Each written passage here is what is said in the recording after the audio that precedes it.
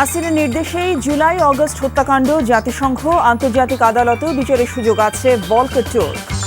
সারা দেশে আয়নাঘর আছে, নির্যাতনের সাথে জড়িতদের বিচার হবে বললেন ডক্টর ইউনূস।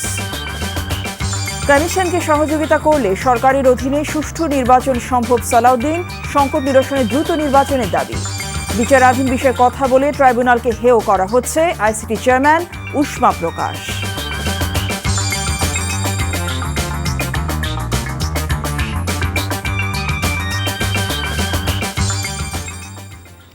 আসসালামু আলাইকুম, জসিন্তা জিনিয়া স্বাগত জানাচ্ছি এনটিভির রাতের খবরে। ক্রাউন সিমেন্ট শিরোনাম দেখছিলেন, এবার পুরো খবর। শেখ হাসিনার নির্দেশ এবং তদারকিতেই ছাত্র জনতার উপর হত্যাকাণ্ড চালানো হয়। জাতিসংঘের তদন্ত প্রতিবেদনে উঠে এসেছে এ তথ্য। জুলাই অগস্ট গণঅভ্যুত্থানে ১,৪০০ নিহতের তথ্য উল্লেখ করে সংস্থাটি ফ্যাক্ট ফাউন্ডিং মিশন বলছে, বেশিরভাগকেই গুলি করে হত্যা করেছে নিরাপত্তা বাহিনী ও গোয়েন্দা কর্মকর্তারা। এমনকি বিক্ষোভে নারী অংশগ্রহণ ঠেকাতে ধর্ষণ ও শারীরিক আক্রমণও করেছে আওয়ামী লীগের নেতাকর্মীরা। জাতিসংঘের এই প্রতিবেদনকে স্বাগত জানিয়েছে অন্তর্বর্তী সরকার। ফারুক হোসেনের রিপোর্ট।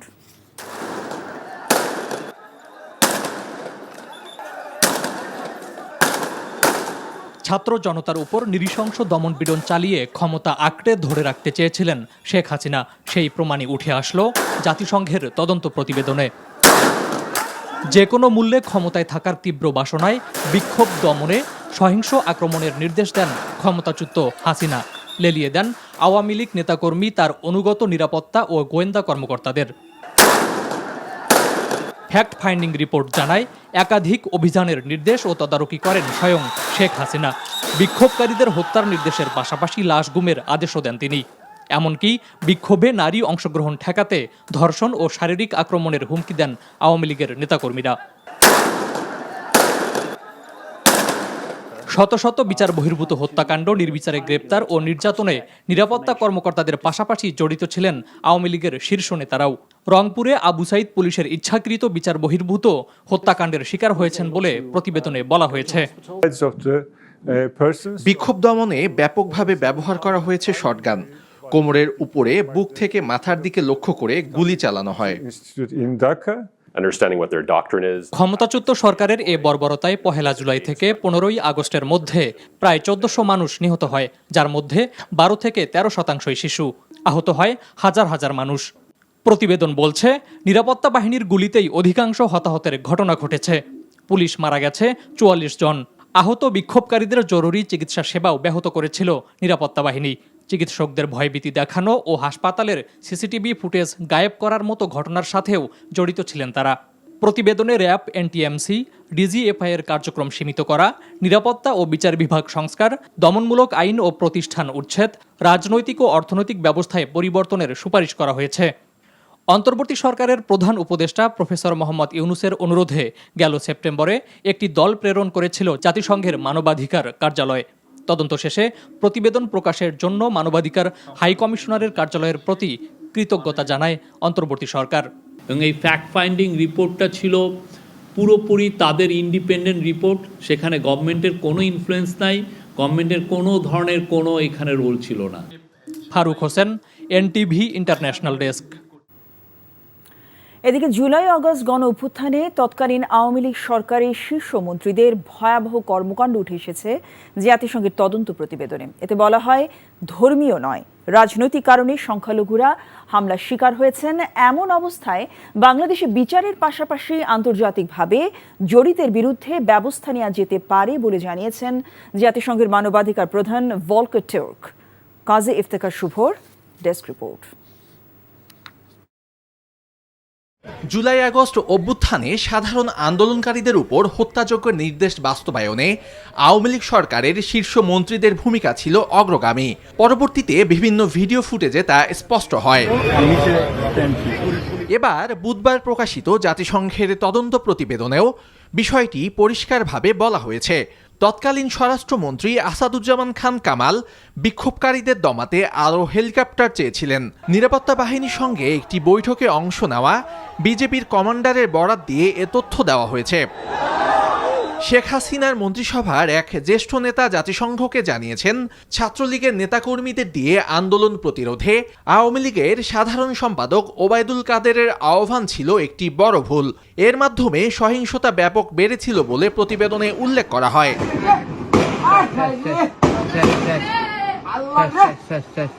এমন অবস্থায় জাতিসংঘের মানবাধিকার প্রধান ভলকার টুর্ক বলছেন, জুলাই আগস্ট অভ্যুত্থানে হত্যাযজ্ঞে জড়িতদের আন্তর্জাতিকভাবেও বিচারের সুযোগ রয়েছে।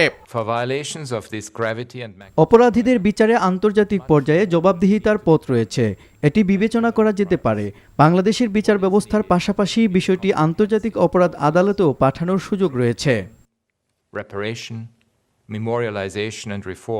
এছাড়াও জাতিসংঘের প্রতিবেদনে জানানো হয়, 5 থেকে 15ই আগস্ট সংখ্যালঘুদের উপর 37টি হামলা হয়। তবে এর অধিকাংশই ধর্মীয় নয়, রাজনৈতিক কারণে হয়েছে বলেও এতে উল্লেখ করা হয়। কাজিফ থেকে শুভ, এনটিভি ইন্টারন্যাশনাল ডেস্ক। প্রধান উপদেষ্টা ডক্টর মোহাম্মদ ইউনূস বলেছেন, বিগত আওয়ামী লীগ সরকার দেশে আইয়ামে জাহিলিয়াত প্রতিষ্ঠা করে গেছে, যার একটা নমুনা আয়নাঘর। যারা গুম ও আয়নাঘরে নির্যাতনের সাথে জড়িত তাদের বিচার করা হবে বলে জানিয়েছেন তিনি। রাজধানীর 3টি স্থানে আয়নাঘর পরিদর্শনে গিয়ে এসব বলেন প্রধান উপদেষ্টা। ইমরুল আহসানের রিপোর্ট।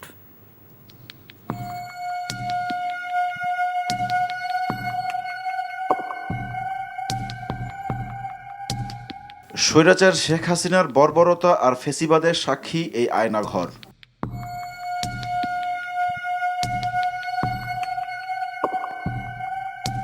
গুম করা ব্যক্তিদের গোপন এই কারাগারেই আটকে রাখা হতো দিনের পর দিন। অমানবিক নির্যাতন হতো বন্দীদের উপর, যার শিকার অসংখ্য মানুষ।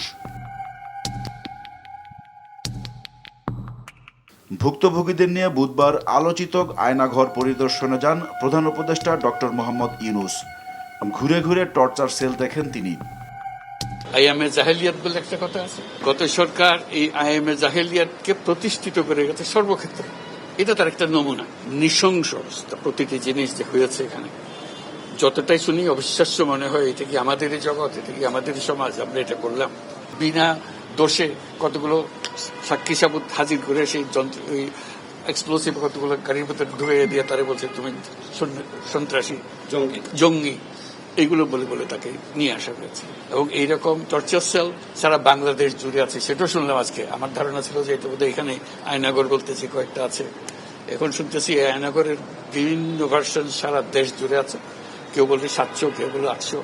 এতে সংখ্যাও নিরূপণ করা যায়নি পর্যন্ত, কতটা আছে, কতটা জানা আছে, কতটা অজানা রয়ে গেছে। আগারগাঁও, কচুক্ষেত ও উত্তরার 3টি আয়নাঘরে যান ডক্টর ইউনূস। ভুক্তভোগীদের কাছ থেকেই শোনেন গোপন বন্দিশালার নির্যাতনের লোমহর্ষক গল্প। 8 বছর এখানেই থাকি। They couldn't stay all night. They used to blindfold us and handcuff us. In the night they used to handcuff us to back. Doctor Yunus জানান, বিচারের মুখোমুখি করা হবে গুমের সাথে জড়িতদের। এইগুলো সব এভিডেন্স, যা যা আমরা দেখলাম, এভিডেন্স গুলো সিলগালা করে রাখা হবে, যাতে করে কেউ বিনষ্ট করতে না পারে, যখন বিচারের কাছে যেহেতু এটা প্রমাণ হিসেবে ব্যবহার করতে পারে। তারা করেছে, তারা আমাদেরই সন্তান, আমাদেরই ভাই, আমাদেরই ঘনিষ্ঠ আত্মীয়, তারাই করেছে। এবং আমরা এই সমাজকে যদি এর থেকে বের করে না আনতে পারি, তাহলে এই সমাজ তো টিকে থাকবে না। ডকুমেন্টেশন গুম কমিশনের রিপোর্টের মধ্যে থাকবে এবং এটা অবশ্য পাঠ্য হিসেবে সবাইকে পড়তে হবে এবং তাদের যারা করেছে তাদের বিচার করতে হবে। তা না হলে আমরা নিষ্কৃতি পাবো না এটার থেকে, এই যে কাজগুলো করে গেল তারা। তা না হলে আমরা আবার মুক্তভাবে বলবো কি করে যে আমরা এই দেশের মানুষ, আমরা পরিষ্কার। যারা করেছে তাদের জন্য আমরা কেন মুক্ত হতে যাব? তাদের সে বিচার করবো, জনসাধারণ বলবো যে হ্যাঁ এটা উচিত বিচার হয়েছে, তখন আমরা এটার থেকে মুক্তি পাবো। গুম সংক্রান্ত কমিশনের হিসেবেই 1700-এর উপর মানুষকে গুম করা হয় ফেসিবাদী শাসনের 15 বছরে। 5ই আগস্ট স্বৈরাচারের পতনের পর কেউ কেউ ফিরে এলেও এখনো খোঁজ মেলেনি অনেকের। Imrul Ahsan, NTV news, Dhaka. আয়নাঘরের বন্দীদের সাথে যে বর্বরচিত ও ঘৃণ্য আচরণ করা হয়েছে তা পশুর সাথেও পশু করতে পারে না। বছরের পর বছর যে বন্দিশালায় সরকার বিরোধীদের আটকে রেখে নির্যাতন করা হতো, ছাড়া পাওয়ার পর তারা সেই আয়না ঘরের যে বর্ণনা দিয়েছেন তার সাথে হুবহু মিল পাওয়া গেছে বুধবার প্রধান উপদেষ্টাকে দেখানো আয়না ঘরের। আয়নাঘর চিহ্নিত হওয়ার পর এবার আয়নাঘরের কুশীলবদের বিচারের মুখোমুখি করার দাবি দেশি বিদেশি গণমাধ্যমের সাংবাদিকদেরও। আরও জানাচ্ছেন শফিক শাহিন।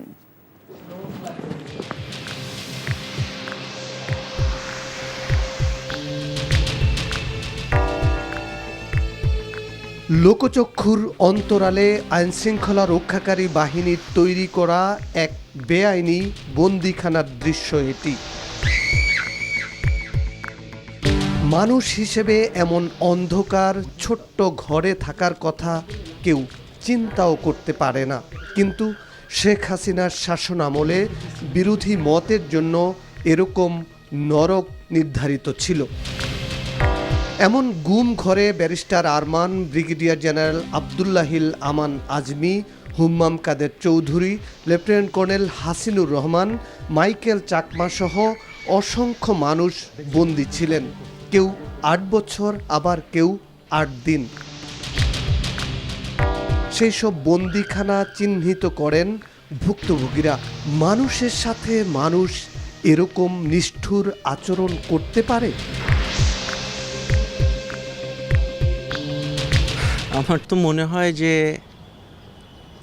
শুধুমাত্র মানুষের পক্ষেই মানুষের সাথে এমন বীভৎস আচরণ করা সম্ভব, মানে বন্য পশু যেটা আমরা বলি, এদের পক্ষে এই রকম মানে নির্দয় নৃশংস আচরণ করা সম্ভব নয়। আয়নাঘরে বন্দি রেখে ভিন্ন মতকে দমন করছে শেখ হাসিনা, এমন প্রামাণ্য চিত্র আন্তর্জাতিক গণমাধ্যমে তুলে ধরেন সাংবাদিক তাসনিম খলিল। তাদের প্রামাণ্য চিত্রে ভুক্তভোগীরা যে বর্ণনা দিয়েছেন সেই বর্ণনার সাথে দেখানো আয়নাঘরের হুবহু মিল পাওয়া গেছে। এখন সরকারের উচিত আয়নাঘরের রক্ষকদের বিচার করা। বিশ্বাস করার যথেষ্ট কারণ আছে যে বাংলাদেশে ক্রাইমস এগেনস্ট হিউম্যানিটি হয়েছে। এটা আমি বা আপনি বা বাংলাদেশ সরকার বলছে না, এটা জাতিসংঘ বলছে।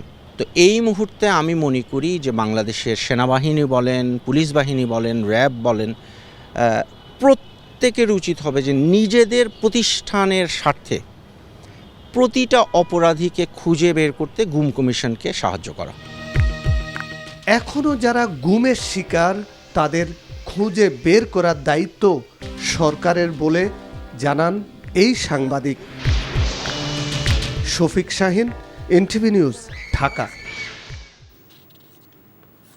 সারা দেশে যতগুলো আয়নাঘর রয়েছে তা পরিদর্শনের সুযোগ চান গুম হওয়া পরিবারের স্বজনরা। দাবি দ্রুত বাস্তবায়ন না হলে মানববন্ধন করার হুঁশিয়ারি দিয়েছেন গুম ব্যক্তিদের পরিবারের সদস্যদের নিয়ে গঠিত সংগঠন মায়ের ডাক। সকালে রাজধানীর তেজগাঁওয়ের শাহিনবাগে মায়ের ডাকের প্রধান কার্যালয়ের সামনে মানববন্ধনে এমন কথা জানান তারা।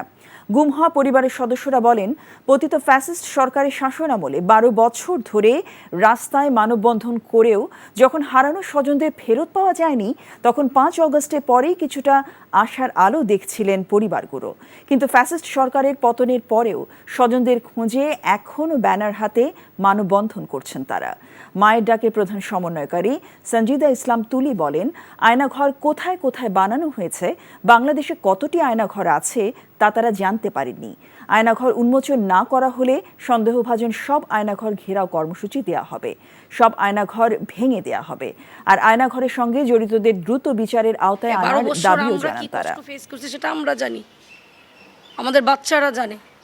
এতগুলা মা, এতগুলা বউ, স্ত্রী, বোন, এদের আহাজারি কি ওনারা বুঝবে? ৫ তারিখ থেকে শুরু হয়েছে, ৫ তারিখ থেকে আজকে ৬ মাস। ৬ মাসের মধ্যে বিচার চাওয়া কোনো কিছুর কোনো অগ্রগতি নাই। মায়ের ডাকের পক্ষ থেকে শুধুমাত্র এই আয়নাঘর উন্মুক্ত করার জন্য না, বিচারের দাবিতে যতক্ষণ পর্যন্ত এরা অ্যারেস্ট না হচ্ছে, যতক্ষণ পর্যন্ত আমাদের গুম হয়ে যাওয়া ফ্যামিলিগুলার মেম্বারের কোনো খবর, তাদের যথাযথ তথ্য তাদের কাছে ফেরত না আসছে, ততক্ষণ পর্যন্ত আমাদের আন্দোলন চলমান থাকবে। সরকার সাংবিধানিকভাবে নির্বাচন কমিশনকে সহযোগিতা করলে এই সরকারের অধীনে সুষ্ঠু নির্বাচন সম্ভব বলে মন্তব্য করেছেন বিএনপি স্থায়ী কমিটির সদস্য সালাউদ্দিন আহমেদ। বিকেলে রাজধানীতে বিভিন্ন রাজনৈতিক দলের প্রতিনিধিদের সাথে আলোচনার সভায় তিনি আরও বলেন, ফ্যাসিবাদ বিরোধী সকল দলকে নিয়ে গণতান্ত্রিক রাজনৈতিক চর্চার সংস্কৃতি তৈরি করতে হবে। এ সময় দেশের সংকট মোকাবেলায় দাবি ওঠে দ্রুত নির্বাচনের। বিস্তারিত ইফতেখার রেজা রিপোর্টে। রাজধানীর বিজয়নগরে একটি হোটেলে সংকট থেকে মুক্তি পেতে রাজনৈতিক ঐক্যমতের বিকল্প নেই শীর্ষক আলোচনা সভায় অংশ নেন বিএনপি সহ বিভিন্ন রাজনৈতিক দলের শীর্ষ নেতারা। বিএনপির স্থায়ী কমিটির সদস্য সালাউদ্দিন আহমেদ বলেন, নির্বাচনকালীন নিরপেক্ষ সরকার না থাকলে নির্বাচন কমিশন যতই স্বাধীন হোক তা কাজে আসবে না। নির্বাচন কমিশনের দায়িত্ব যদি নির্বাচন কমিশন পালন করে, সরকার যদি সাংবিধানিকভাবে নির্বাচন কমিশনের সমস্ত কর্মকাণ্ডে সহযোগিতা করে, সাংবিধানিকভাবে ফ্যাসিলিটেট করে, তাহলে নির্বাচন সুষ্ঠু নিরপেক্ষ হওয়ার সম্ভাবনা অন্তত ৯৯ ভাগ। এ সময় দেশের চলমান পরিস্থিতি নিয়ে অন্তর্বর্তীকালীন সরকারকে সতর্ক করেন বক্তারা। রাজনৈতিক ঐক্যমতের ভিত্তিতে চলমান সংকট মোকাবেলায় দাবি ওঠে দ্রুত নির্বাচনের। আন্দোলন, এই অভ্যুত্থান অনেক বিপ্লবী সম্ভাবনা সৃষ্টি করেছে। এইটা আমাদের যে সংগ্রাম চলছিল, সেই সংগ্রামের আশা আকাঙ্ক্ষার সীমাকে আরো প্রসারিত করেছে।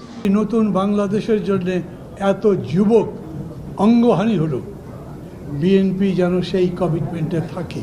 স্বাধীনতা যুদ্ধ থেকে এই পর্যন্ত যত বড় বড় আন্দোলন হয়েছে, পরিবর্তন হয়েছে, সেই পরিবর্তনের পরে যারা ক্ষমতায় গেছেন তারা তো সেরকম করে কমিটমেন্ট রাখেনি। অতএব আমি একদিকে আমার বিশ্বাস এবং আস্থা বিএনপির প্রতি রাখতে চাই। এখন পর্যন্ত সার্বিক দিক বিবেচনায় বর্তমান সরকারের অধীনেই সুষ্ঠু নির্বাচন সম্ভব বলেও জানান বক্তারা। Iftekhar Reza, NTV news, Dhaka.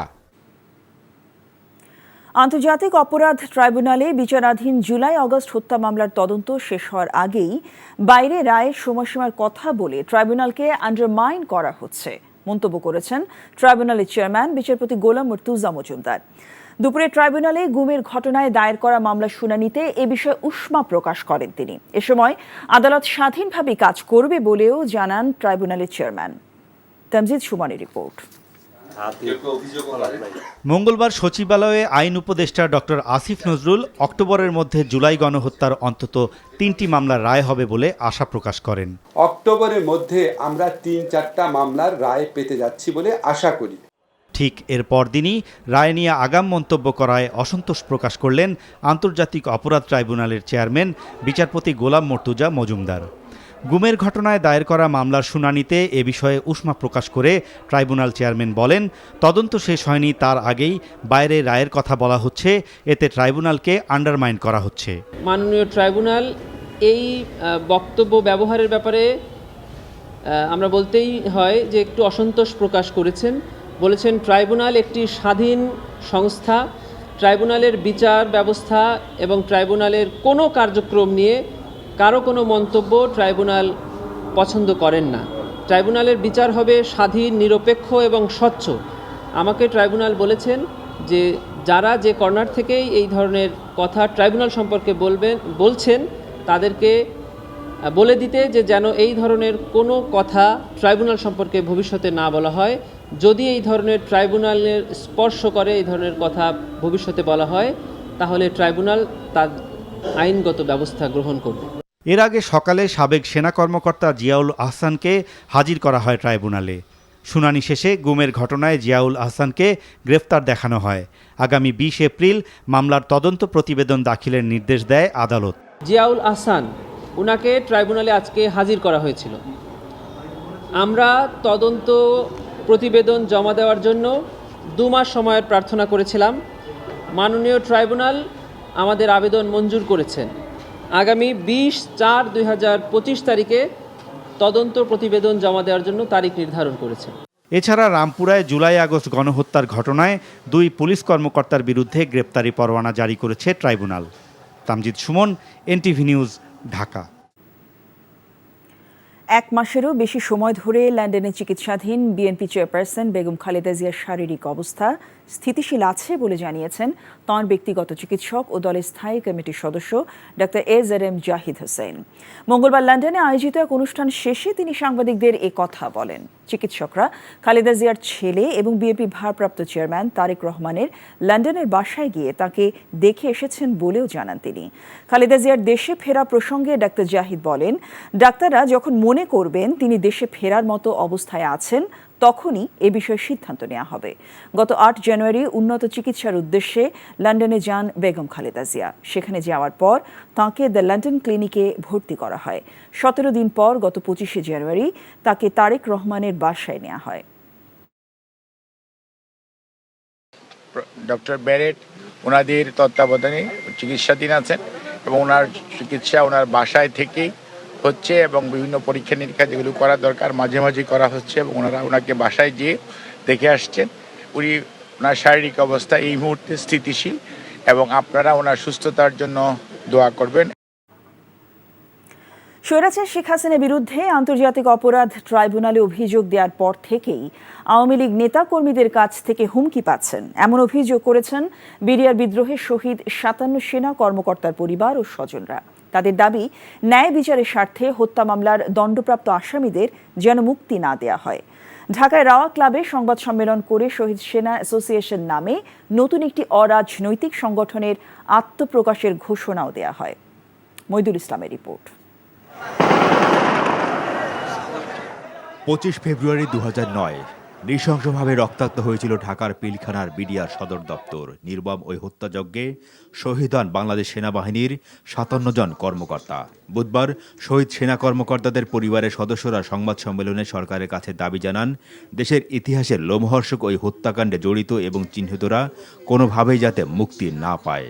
আমরা শহীদ পরিবারবর্গ দাবি করেছিলাম যেন ন্যায় বিচারের স্বার্থে হত্যা মামলার আসামিদের আইনের ঊর্ধ্বে গিয়ে অবিলম্বে মুক্তি দিয়ে দেয়া না হয়। শহীদ অফিসারদের স্ত্রী অথবা সন্তানদের উপর যে কোনো ধরনের আঘাত কিংবা তাদের সম্পর্কে যে কোনো ধরনের অবাঞ্ছিত ভুল বা বিদ্রুপাত্মক মন্তব্য বা বক্তব্য দিলে এই শহীদ সেনা অফিসার্স অ্যাসোসিয়েশন তার তীব্র প্রতিবাদ জানাবো এবং আইনের সহযোগিতা নিতে বাধ্য হব।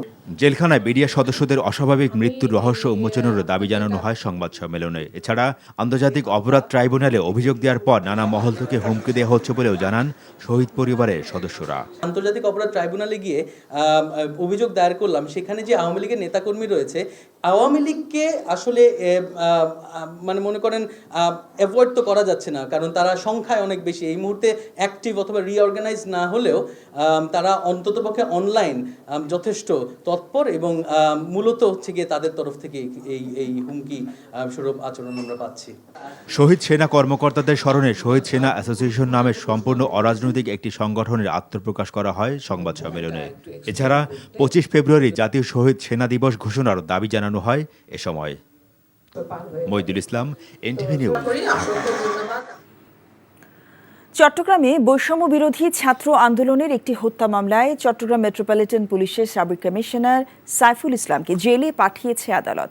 বিকেলে কড়া নিরাপত্তায় চট্টগ্রাম মেট্রোপলিটন ম্যাজিস্ট্রেট মোহাম্মদ মুস্তফার আদালতে তোলা হয় সাইফুল ইসলামকে। পুলিশের পক্ষ থেকে 7 দিনের রিমান্ড আবেদন করা হলে শুনানি শেষে আদালত জামিন নামঞ্জুর করে 3 দিন জেল গেটে জিজ্ঞাসাবাদের নির্দেশ দেন।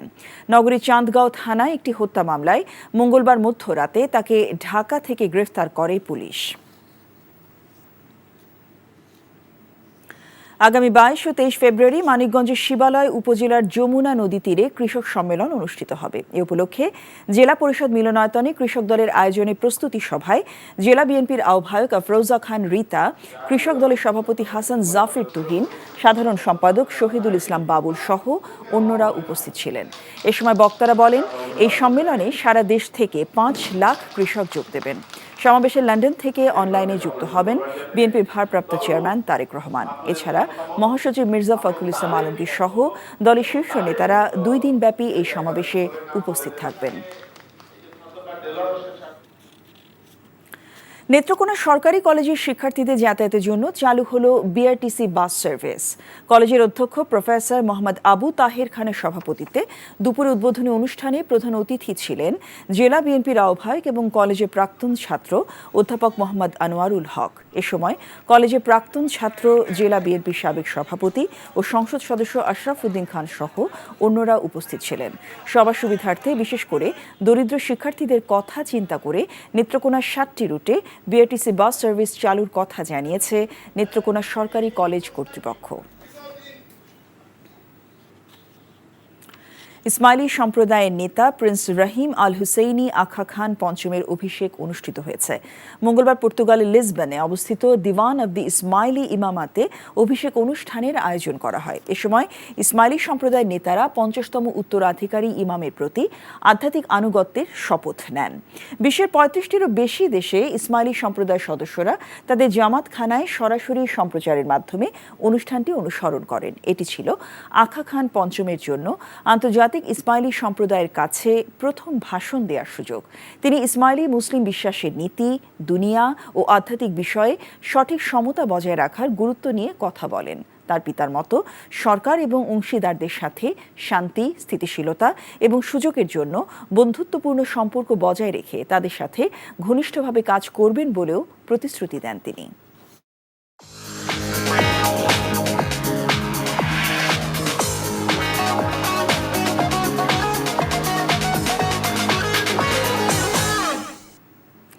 মার্কেন্টাইল ব্যাংক অর্থনীতির খবর। বাজারে সয়াবিন তেলে ঘাটতি আছে স্বীকার করে 7 থেকে 10 দিনের মধ্যে সরবরাহ স্বাভাবিক হবে বলে জানিয়েছেন বাণিজ্য উপদেষ্টা শেখ বশিরউদ্দিন। আর সংকটের জন্য ডিলারদের মজুদি কারণ, মিল মালিকদের দায় নেই বলেও জানান তিনি। বিকেলে সচিবালয়ে এক অনুষ্ঠান শেষে এসব বলেন তিনি। আর এ মাসের মধ্যে বেক্সিমকোর বন্ধ হওয়া প্রতিষ্ঠানগুলোর প্রায় 27,000 কর্মীর সব পাওনা পরিশোধ করা হবে বলে জানিয়েছেন শ্রম উপদেষ্টা অবসরপ্রাপ্ত brigadier general M Sakhawat Hossain. Report করছেন রকুনউদ্দিন। সপ্তাহখানেকের বেশি সময় ধরে আবারও রাজধানীর বাজারে সহজে মিলছে না সয়াবিন তেল। কোথাও কোথাও সাথে অন্য পণ্য নিলেই সয়াবিন তেল দিচ্ছেন খুচরা বিক্রেতারা। বুধবার সচিবালয়ে এক অনুষ্ঠান শেষে এ বিষয়ে বাণিজ্য উপদেষ্টার কাছে জানতে চান সাংবাদিকরা। জবাবে বাজারে সয়াবিন তেলের ঘাটতির কথা স্বীকার করলেও এজন্য বড় প্রতিষ্ঠানগুলোর দায় নেই বলে জানান তিনি। প্রাপ্যতার ক্ষেত্রে কিছু স্বল্পতা আছে বাজারে, এটা অস্বীকার করার কোনো সুযোগ নেই। আমাদের যে প্রয়োজন তার থেকে প্রায় লক্ষাধিক টন অতিরিক্ত তেল আমদানি হয়েছে। আমি আশা করি 7 থেকে 10 দিনের মধ্যে তেলের বাজার স্থিতিশীল থেকে নিম্নমুখী হয়ে যাবে এবং আমরা মিলগুলোর কাছ থেকে ডেটা নিচ্ছি তারা কি পরিমাণ তেল সরবরাহ করছে বাজারে। আমরা দেখছি যে প্রয়োজনের থেকেও অতিরিক্ত তেল তারা সরবরাহ করছে খুচরা পর্যায়ে এবং যারা ডিলার্স আছেন এনারা সবাই এক ধরনের মজুদে অনুপ্রাণিত হন। এ সময় সাংবাদিকদের প্রশ্ন ছিল রমজানে প্রয়োজনীয় পণ্যের দাম আবারও বাড়বে কিনা। প্রত্যেকটা পণ্যের মূল্য আরও কমবে। আর 18 ফেব্রুয়ারি বৈঠক করে বেক্সিমকোর বন্ধ হওয়া প্রতিষ্ঠানগুলোর সব কর্মীর আইন অনুযায়ী সব পাওনা পরিশোধ করা হবে বলে জানান শ্রম উপদেষ্টা। এ সময় সাংবাদিকদের প্রশ্ন ছিল একযোগে প্রায় 27,000 কর্মীর বেকার হয়ে যাবার বিষয়ে সরকারের ভাবনা নিয়ে। এই সরকারের কোনো পলিসি না যে চাকরি বাকরি হারিয়ে দেওয়া লোকজনকে বাড়ি পাঠাতে, নট অ্যাট অল। একটা সার্কমস্টান্সেস বুঝতে হবে যে প্রায় 40,000 crore টাকা এখন কোনো ব্যাংক বলছে এটা বিক্রি করলে আমার টাকা মিলবে না, যার যার পাওনা একদম তাদের অ্যাকাউন্টে চলে যাবে ফেব্রুয়ারির মধ্যে, এই মাসের মধ্যেই। অর্থ বিভাগ হতে পারে, শেয়ার বিক্রি বা অ্যাসেট বিক্রি হবে, এইগুলো আমি সম্পূর্ণভাবে 18 তারিখ সময় দিয়েছি। জুলাই হত্যাকাণ্ড নিয়ে জাতিসংঘের তদন্ত প্রতিবেদন প্রসঙ্গে জানতে চাইলে বলেন ছাত্র জনতা হত্যার বিচার নিশ্চিতের মূল লক্ষ্য বজায় থাকবে। বিচার হবে সে রিপোর্ট ও no report. Roknuddin, NTV news, Dhaka.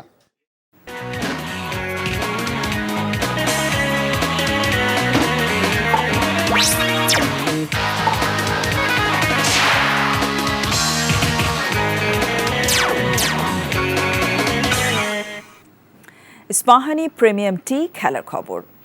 শিরোপা জয়ের লক্ষ্য নিয়ে চ্যাম্পিয়ন্স ট্রফি খেলতে যাচ্ছে বাংলাদেশ। দেশ ছাড়ার আগে নিজেদের লক্ষ্য নিয়ে এমনটাই জানিয়েছেন অধিনায়ক নাজমুল হোসেন শান্ত। এবারের আসরে বাড়তি চ্যালেঞ্জ নিতে হবে ব্যাটারদের, সে লক্ষ্যে প্রস্তুতিও ভালো বলে জানিয়েছেন তিনি। চ্যাম্পিয়ন্স ট্রফি খেলতে দেশ ছাড়ার আগে আনুষ্ঠানিক সংবাদ সম্মেলনে এসব কথা বলেন বাংলাদেশ অধিনায়ক। মমিনুর রিপনের রিপোর্ট। আমরা চ্যাম্পিয়ন হওয়ার লক্ষ্যে যাচ্ছি। এভাবেই চ্যাম্পিয়ন্স ট্রফিতে নিজেদের লক্ষ্যের কথা জানান বাংলাদেশের অধিনায়ক। তবে অতি আত্মবিশ্বাস কিংবা জোর করে নয়, দলের প্রতি আস্থা রেখেই এমন প্রত্যাশা ব্যক্ত করেছেন শান্ত। আমি বিশ্বাস করি আমাদের টিমের ওই অ্যাবিলিটি আছে। বাড়তি প্রেশারের কথা আমার মনে হয় না যে কেউ বাড়তি প্রেশার ফিল করবে, কারণ সবাই এটাই চাচ্ছে, সবাই এটাই চায় মনে প্রাণে, এবং সবাই এটাই বিশ্বাস করে যে আমাদের ওই অ্যাবিলিটিটা আছে। অবশ্য প্রতিটি বৈশ্বিক প্রতিযোগিতার আগে এমন আশার বাণী শোনালেও শেষ পর্যন্ত বাংলাদেশ হতাশ করেছে অনেকবারই। তবে বিশ্বমঞ্চে চ্যাম্পিয়ন্স ট্রফিতেই সবচেয়ে বড় সাফল্য আছে লাল সবুজদের। 2017 সালে সেমিফাইনাল খেলেছিল তারা। এছাড়া রাওয়ালপিন্ডিতে পাকিস্তানের বিপক্ষে ঐতিহাসিক টেস্ট জয়ের অভিজ্ঞতাও আছে বাংলাদেশের। সেই দলের অনেকেই খেলবেন চ্যাম্পিয়ন্স ট্রফিতে। অনুপ্রেরণার পাল্লাটা ভারী হয় এবারের আসর নিয়ে আশাবাদী বাংলাদেশের অধিনায়ক। আমার মনে হয় যে আমি স্পেশালি পাকিস্তানে আশা করছি যে 300+ স্কোরই হবে। সো এই ধরনের স্কোর আমরা যদি আগে ব্যাটিং করে অবশ্যই করতে হবে, এবং আমাদের ডিফেন্ড করার ক্ষেত্রেও এরকম দেখা যাচ্ছে যে ডিফেন্ড করা লাগবে। সো 300+ এক্সপেক্ট করতেছি। দুবাইতে এক এক সময় এক এক রকম হয়, বাট স্টিল আমার কাছে মনে হয় 260 to 280 এর ভেতরেই থাকবে। চ্যাম্পিয়ন্স ট্রফিতে ভারতের বিপক্ষে নিজেদের প্রথম ম্যাচ খেলতে বৃহস্পতিবার দিবাগত রাত 1:45 ঢাকা ছাড়বে বাংলাদেশ দল। Mominur Ripon, NTV news, Dhaka. ইংল্যান্ডকে হোয়াইট ওয়াশ করে চ্যাম্পিয়ন্স ট্রফি প্রস্তুতি সারল ভারত। তৃতীয় ওয়ানডেতে 142 রানের বিশাল ব্যবধানে জয় পেল রোহিত শর্মার দল। এদিন টস হেরে ব্যাট করতে নেমে শুভমান গিল, বিরাট কোহলি, শ্রেয়াস আইয়ার ও লোকেশ রাহুলের কল্যাণে 356 রান তোলে ভারত। খবর শেষ করছি, তবে যাবার আগে ক্রাউন সিমেন্ট শিরোনামগুলো আরেকবার। হাসিনার নির্দেশেই জুলাই আগস্ট হত্যাকাণ্ড, জাতিসংঘ আন্তর্জাতিক আদালতেও বিচারের সুযোগ আছে ভলকার ট্যুর। সারা দেশেই আয়না ঘর আছে, নির্যাতনের সাথে জড়িতদের বিচার হবে বললেন ডক্টর ইউনূস। কমিশনকে সহযোগিতা করলে সরকারের অধীনে সুষ্ঠু নির্বাচন সম্ভব, সালাউদ্দিন। সংকট নিরসনে দ্রুত নির্বাচনের দাবি। বিচারাধীন বিষয়ে কথা বলে ট্রাইব্যুনালকে হেয় করা হচ্ছে, আইসিটি চেয়ারম্যান উষ্মা প্রকাশ। এই ছিল রাতের খবরে। এই খবরের ভিডিও সহ আপডেট জানতে ভিজিট করুন এনটিভি অনলাইন www.ntvbd.com। এছাড়াও এনটিভি জনপ্রিয় সব অনুষ্ঠান ও খবরের আপডেট জানতে ভিজিট করুন আমাদের ইউটিউব ও ভেরিফাইড ফেসবুক পেজ। রাত 1টায় মধ্যরাতের খবর দেখার আমন্ত্রণ রইল। সবাইকে ধন্যবাদ। শুভরাত্রি।